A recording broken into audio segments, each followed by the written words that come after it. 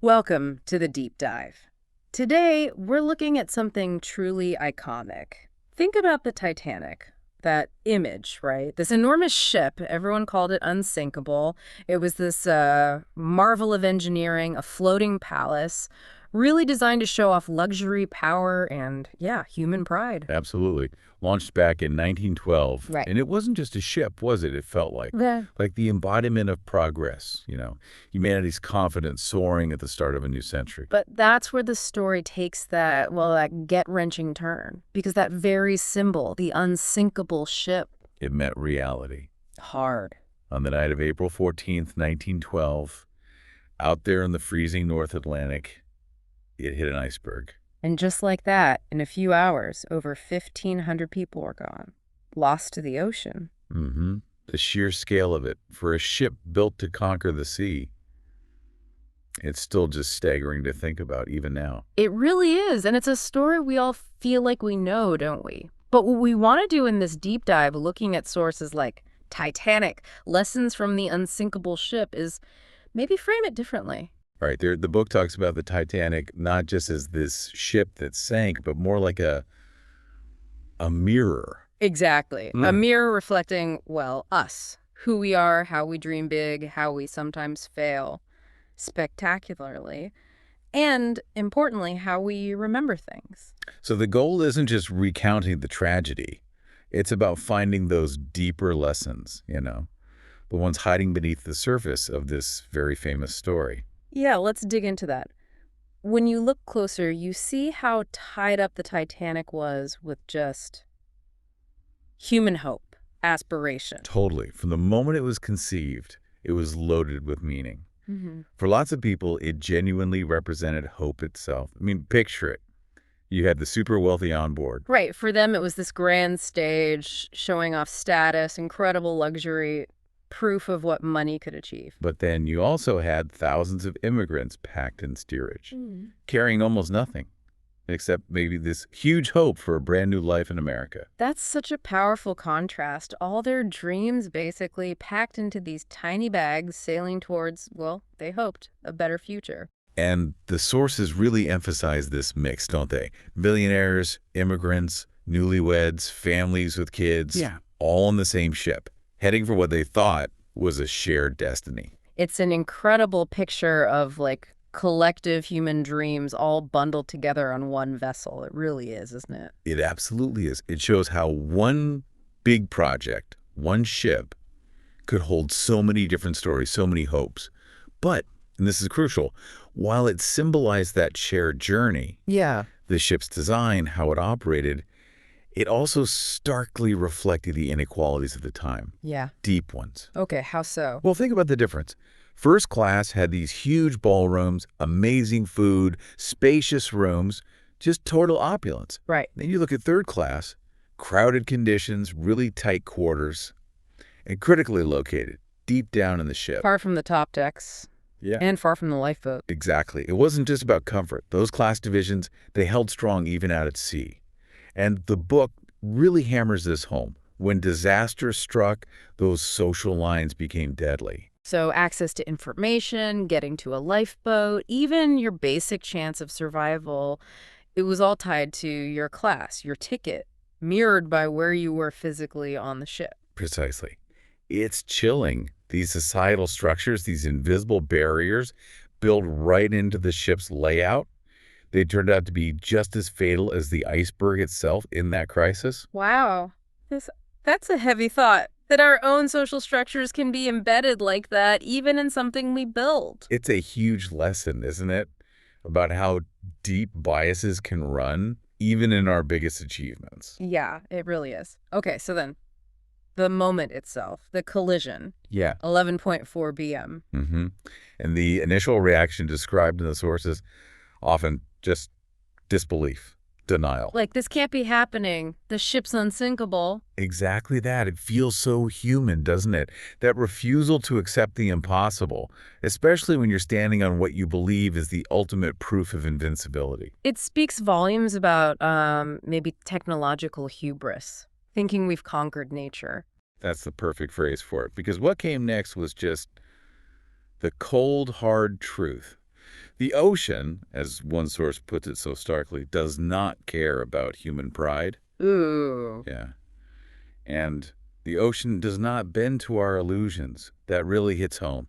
It's this reminder that nature plays by its own rules, regardless of our engineering, our confidence. Our belief that we've got it all figured out. It wasn't just metal hitting ice. It was our own overconfidence hitting a wall. A very, very cold wall. A brutal lesson in how quickly ambition can just outrun common sense or preparation. And as that awful reality sinks in, water's pouring into the lower decks, panic starts to ripple through the ship. Slowly at first, then faster. And the focus immediately shifts to the lifeboats, the critical issue. Right, and there just weren't enough. Far too few. Which goes right back to that unsinkable mindset, doesn't it?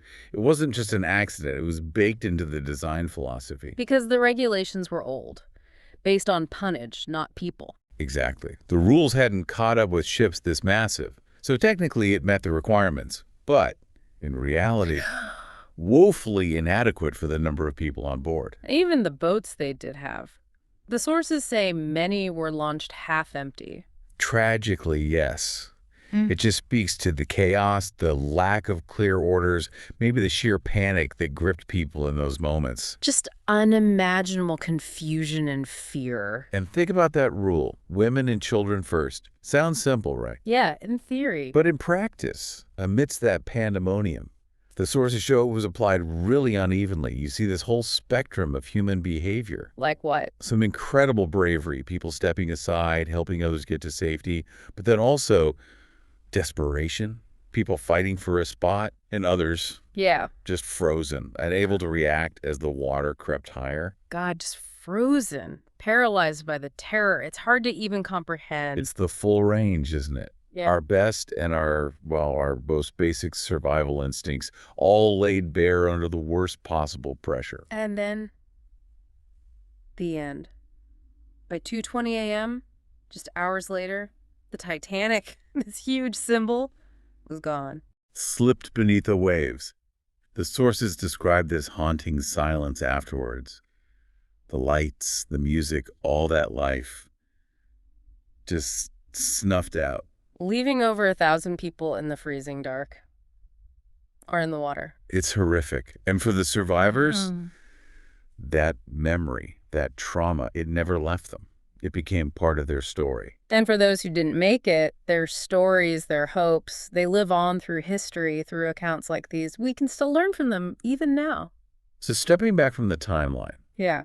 What are the big takeaways? What does Titanic really teach us today? Well, the first one seems pretty clear. Humility. Humility in what we achieve. Yeah.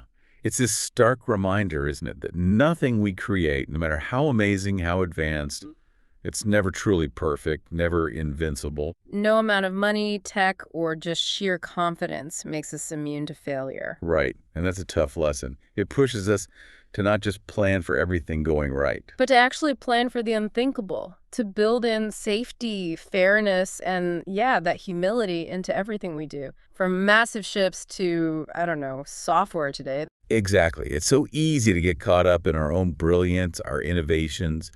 But Titanic is this constant chilling voice saying, hey, account for failure, design for resilience, respect the forces you can't control. Design for failure modes, not just for success. That's a big one. It is. But the story isn't all failure and pride gone wrong. There's also this surprising light in the darkness. The power of human compassion. Okay. Tell me more. Well, think about it. Even in that chaos, strangers help strangers. Those class lines that were so rigid just hours before, they blurred, sometimes disappeared. You mean people helping people regardless of their ticket? Yes. Acts of real, quiet heroism. Men giving up lifeboat seats for women and children, knowing what it meant. People singing hymns together on deck to try and calm others, facing the end with shared humanity. Wow. Even when everything is literally falling apart, kindness could still surface. It's profound, isn't it? That even in the absolute worst moments, our capacity for empathy, for connection, for selflessness, it can still shine through. Against all instinct, maybe. It really is a testament to something deep within us. And maybe the last lesson, the most sort of poignant one, is it about cherishing the present? How so? Because the Titanic just slams home the point that nothing is guaranteed, nothing is promised, not even the unsinkable ship. Right. Life can change in an instant. Exactly. The future isn't set. Every moment, every connection we have, it's precious. It's a call to live, maybe, with a bit more intention, more gratitude. Yeah, definitely makes you think. So, wrapping this up, the Titanic wasn't just a ship. It really is this powerful mirror. Reflecting how high we can reach, our ambitions, our skills, but also how devastatingly far we can fall when pride gets ahead of preparation. When confidence blinds us. Yeah. Yet it also reflects that quiet heroism, that compassion that can emerge when everything else is gone. So as you, the listener, think about this, maybe carry those lessons from that freezing April night. The Titanic embodies this duality. Dream big, push boundaries. Absolutely. But plan wisely. Have that respect for what you don't know, for what could go wrong. Build amazing things. Build beautifully. But build humbly, with safety and fairness baked in. Exactly. And maybe, above all, it leaves us with this thought to really chew on. Never forget that what truly matters in the end is the lives we touch, the connections we make, the empathy we show, not the ships we sail on, no matter how grand they seem.